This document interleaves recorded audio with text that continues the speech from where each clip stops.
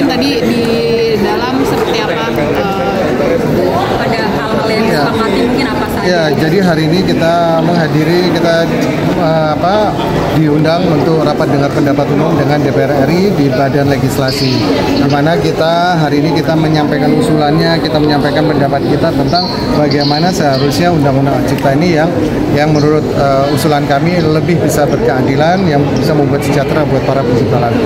Kita ada beberapa usulan dari pasal-pasal yang kita sampaikan, ada yang kita tambahin, ada yang perlu kita hilangkan, dan juga ada pasal-pasal yang mungkin harus kita tambahin.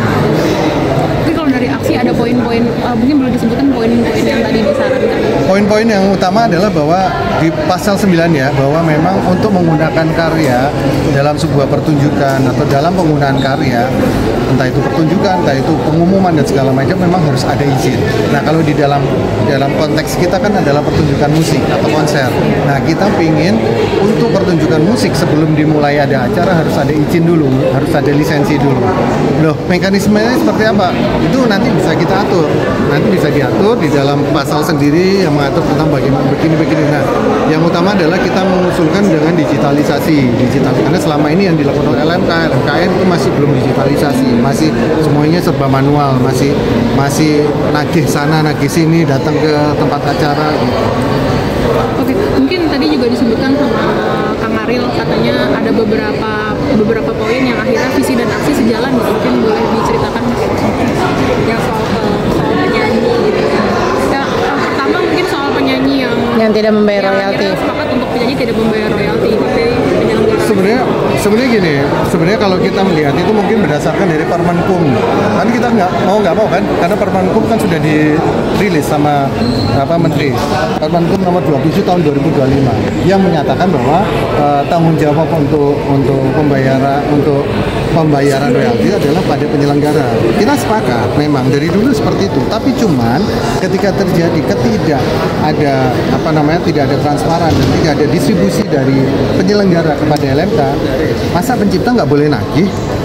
Itu intinya kan begini, masa pencipta tidak boleh nagih kepada IO-nya udah bubar, IO-nya udah kabur, IO-nya udah nggak ada di tempat. Nah, kita nagihnya ke siapa? Ya penyanyi dong. Itu aja sih logika yang sangat simpel, sangat sederhana. Jadi itu yang mudah-mudahan bisa dipahami dan bisa dimengerti. Mungkin ini kalian Bang Bio sendiri berbeda jalan gitu dengan Fadli gitu. Ya. Kalian tetap kompak masih di panggung gitu. Oh iya, kita kan berteman udah 28 tahun. Kita udah berteman 28 tahun, jadi kita beda pemikiran, beda pandangan, beda pendapat itu memang udah hal yang biasa. Kita dalam satu keluarga aja kadang beda, kakak sama adik pikirannya beda-beda. Apalagi kita yang dalam satu band gitu. Berarti tetap tidak ada les atau apa ya, tetap satu panggung bareng-bareng. Ya, kita masih satu panggung bareng-bareng, kita bikin lagu bareng-bareng juga, kita rekaman bareng juga. Mas, ini kan menjelang akhir tahun kan udah banyak festival musik dan konser-konser gitu ya Mas. Mungkin sejauh ini untuk perizinannya itu seperti apa sih Mas? Kita dimortalisasi ya, di moratorium. Artinya di freeze. Ya, selama transisi ini kan kemarin Menteri Hukum juga sudah menegaskan di audiensi dengan seluruh stakeholder bahwa kita lagi masa transisi, jadi ada penertiban dan pembersihan dari RMK. Jadi RMK itu di freeze semua, tidak boleh menari, dan seluruh dananya dan data dari pencipta itu diserahkan ke RMK. Nah, itu lagi proses tuh. Dari semua RMK yang ada jumlah 17 itu baru satu yang memenuhi syarat. Nah, jadi setelah memenuhi syarat, kata menurut Menteri, artinya royaltinya dibayar. Nah, artinya penarikan royalti sekarang menjadi satu pintu di RMKN. Berarti termasuk acara-acara di akhir tahun yang pertunjukan musik itu akhirnya nanti melalui RMKN itu semua tuh. Dan kelihatannya RMKN juga sudah menyiapkan platform digital untuk pendaftaran dari izin dari lisensi dan pembayaran royalti dari pertunjukan musik itu. Nanti kita lihat hasilnya seperti apa. Saya juga lagi memantau dan melihat apakah kinerjanya dari platform yang digadang-gadang ini bisa jadi solusi itu akan bekerja dengan baik atau tidak gitu kan. Kita belum tahu, tapi kita kasih kesempatan lah. Berarti melihat perubahan LMKN yang semakin digital kini makin memperbaiki perizinan gitu ya Bang? Ya, karena aksi juga dari awal kita mendorong untuk digitalisasi. Jadi apapun proses digitalisasi untuk kebaikan tata kelola royalti ya kita dukung. Nah, cuman masalahnya kan pelaksanaannya benar apa enggak, pelaksanaannya sesuai apa enggak, apakah bisa meningkatkan kesejahteraan pencipta lagu dalam hal arti meningkatkan jumlah penarikan royaltinya, atau yang tadinya dari pertunjukan musik itu tidak ada dapat sekarang dia dapat. Nah, itu kita lagi menunggu kinerjanya. Dan Mas Ugi satu lagi Mas, ini sebenarnya di luar dari ini yang lagi rame sekarang kan ada musisi, ada pencipta lagu yang bikin lagu pakai AI dan dijadikan buron, katanya lagu-lagunya itu bisa menghasilkan miliaran. Itu seperti apa? Sebenarnya bukan salah AI-nya, karena AI itu disediakan hanya sebagai tools seperti main musik, ada gitar, itu gitar itu kan tools, dia memainkan skillnya. Jadi AI juga dia harus memiliki skill untuk menggunakan AI itu. Itu tidak semua orang bisa.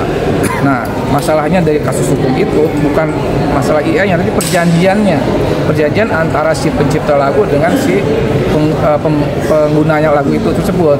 Di perjanjiannya itu kalau nggak salah ada 40 lagu atau berapa puluh lagu tuh yang harus disiapkan oleh si pencipta lagu itu tapi original.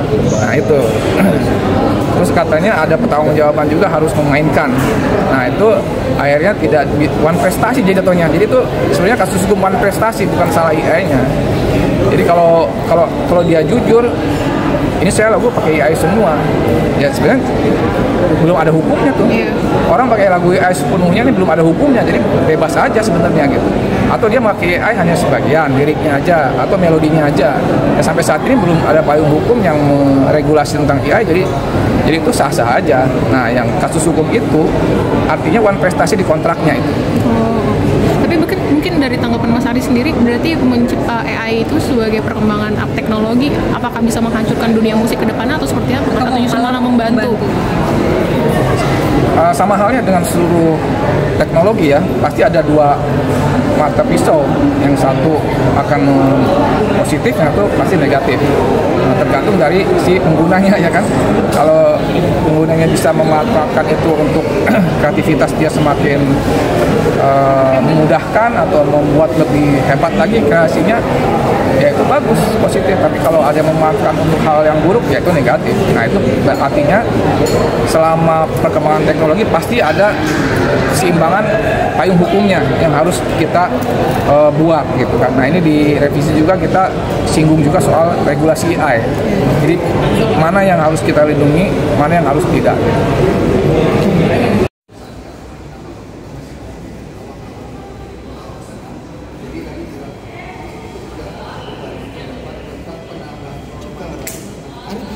Ini sih, sana nggak aman sih.